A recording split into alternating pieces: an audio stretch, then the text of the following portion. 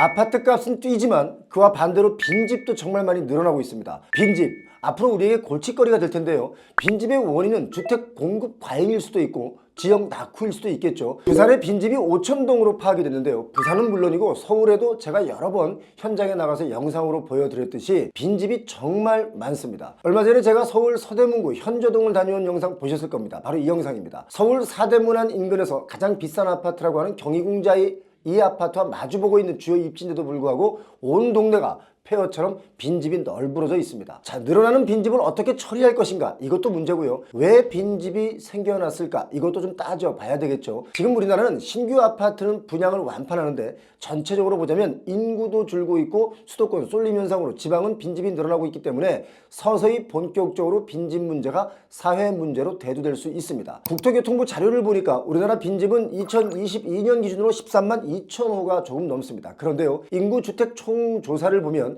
이보다 훨씬 더 많은 110만 채 정도 된다고 나와 있습니다. 인구주택 총조사의 조사 방식이 2005년 이전엔 두 가지 방식이 있었죠. 첫 번째, 조사원이 가구를 직접 방문해서 면접하고 조사표를 작성하는 방식. 두 번째, 가구별로 조사표를 배부해서 직접 기입하게 한 뒤에 회수하는 방식. 이 두 가지였습니다. 그런데 2005년 이후에는 인터넷으로 조사를 했죠. 인터넷으로 조사를 하다 보니까 조사 결과를 100% 신뢰할 수는 없습니다. 그래서 일단 국토부의 자료로만 말씀드리면 빈집의 숫자가 서울에 2,973개 호가 있고요. 인천이 3,945개 호가 있습니다. 경기도도 4,851개, 부산이 5,431개 호가 있죠. 빈집이 가장 많은 지역이 전라남북도와 경상남북도입니다. 지도를 보시면 빨간색이 빈집이 가장 많은 지역인데요. 부산의 경우는 아파트 빈집도 523개 호나 됩니다. 아파트가 빈집이 되려면 정말 낙후되어 있거나 아니면 교통이 너무 불편해서 이 시대를 살아가기에 너무 뒤떨어지거나 둘 중에 하나겠죠. 부산 아파트 523개가 빈집이란 것도 놀랍지만 중요한 건 지금 실제로 세우면 훨씬 더 많을 거라는 겁니다. 빈집은 왜 발생할까요? 이유는 크게 세 가지로 나눌 수 있습니다. 개인적인 이유가 66%, 경제적인 이유가 17%,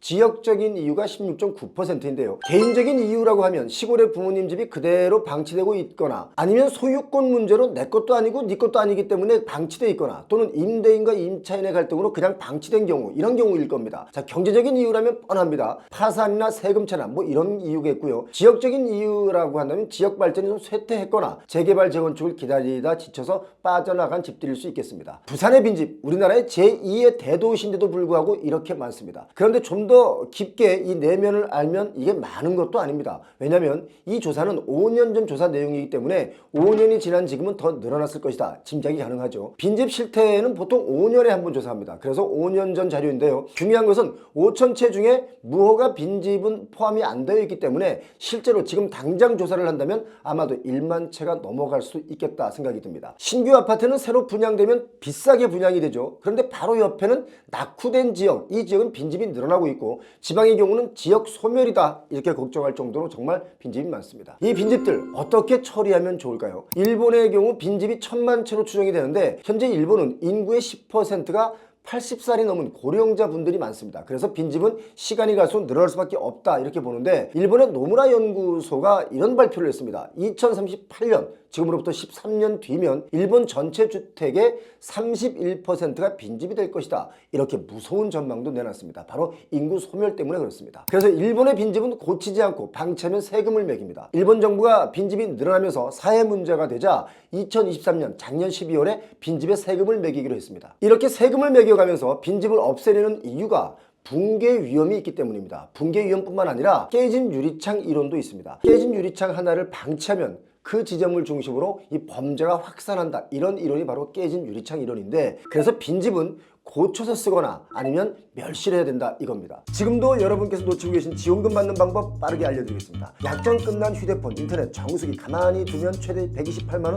손해가 나는 거 아십니까? 휴대폰 전환 지원금 최대 50만원에 인터넷 TV 최대 48만원, 가전 렌탈 최대 30만원까지 설치 당일에 바로 받을 수 있습니다. 아정당은 만약 다른 곳보다 지원금이 적다면 차액의 120%를 돌려준다고 하는데요. 이사, 청소로도 유명한 홈서비스 전문기업 아정당, 이사 대가들이 이사 당일 불만족 시에 전액 환불을 해주는 보장이사 제도도 제공합니다. 365일 주말에도 밤 10시까지 상담 가능한 업계 1위 정당하게 받자 아정당. 인구는 줄고 가구 수도 줄지만 신규 주택은 계속 공급이 되기 때문에 당연히 빈집이 늘어나게 되는데 결국 주택 공급 과잉이 생기면서 일본 사람들은 집을 고쳐서 쓰지 새로 사지 않습니다. 자, 일본 말고 유럽도 빈집 문제가 아주 큽니다. 영국의 경우는 2013년부터 2년 이상 빈집을 보유하면 지방세를 50% 이상 추가로 부과하고 있고요. 21년부터는 지방세를 300% 부과할 수 있도록 세제를 또다시 개편했습니다. 그 정도로 유럽도 빈집 문제로 골치가 아픕니다. 우리나라에서도 지금 빈집에 대한 해결 방안들이 여러 가지 측면에서 지금 논의가 되고 있는데, 자, 빈집을 소유한 지 3년이 넘으면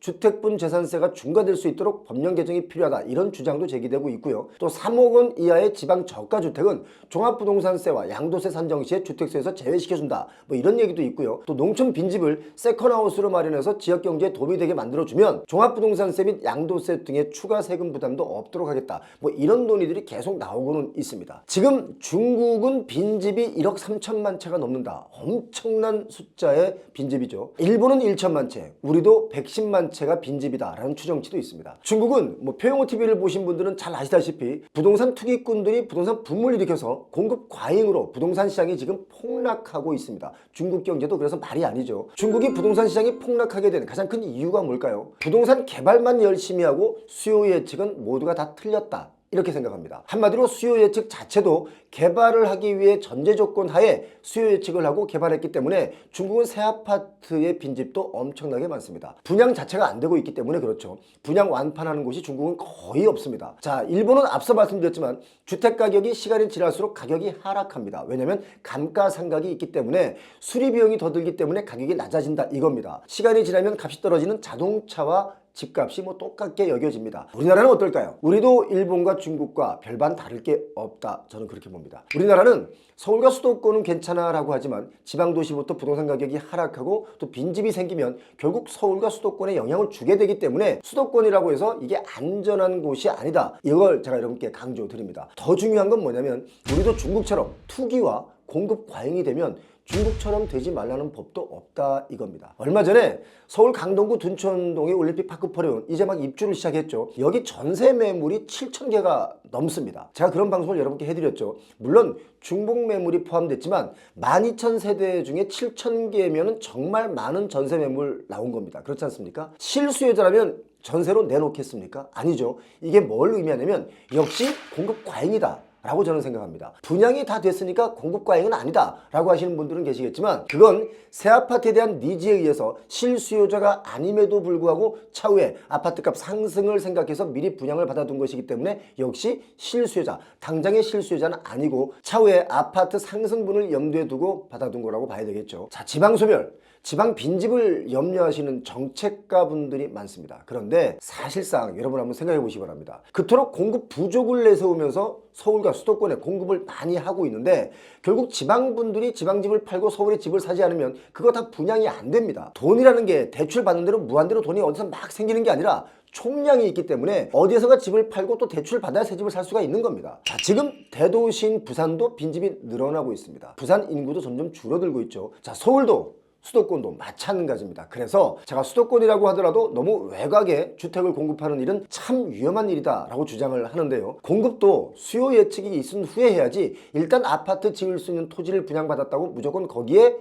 지어서 분양하면 분양이 잘 될 거야 라고 하면서 분양하시는 분들이 많습니다. 이거 분양이 안 되면요, 또 금융권이 위험해진다고 해서 또 돈 풀고 그렇게 되면 중국처럼 되지 말라는 법이 없는 거 아니겠습니까? 자, 지금 빈집 많이 늘어나고 있습니다. 이 빈집 문제 정치권에서 정책적으로 빨리 해결해야 되지 않나, 이런 말씀 드립니다. 오늘도 표용호 TV 영상 끝까지 보신 분들 부자 되시기 바랍니다. 고맙습니다.